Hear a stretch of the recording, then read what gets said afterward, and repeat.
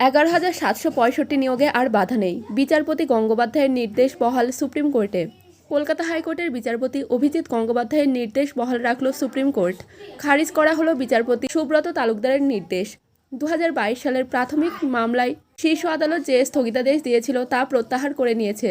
ফলে 11,765 জনের চাকরি নিয়োগে আর বাধা রইল না। প্রাথমিক নিয়োগ প্রক্রিয়ার প্যানেল প্রকাশের উপর স্থগিতাদেশ তুলে নেওয়া হয়েছে। সুপ্রিম কোর্টের নির্দেশ ছিল প্রাথমিক শিক্ষক পদে চাকরির জন্য বিএড ডিগ্রিধারীরা আবেদন করতে পারবেন না। প্রাথমিক শিক্ষক পদে নিয়োগের জন্য ডিএলএড পাস আবশ্যক। তবে 2014 সালের সময় এই বিষয়টি বাধ্যতামূলক ছিল না। তবে পরবর্তীকালে জটিলতা তৈরি হয়।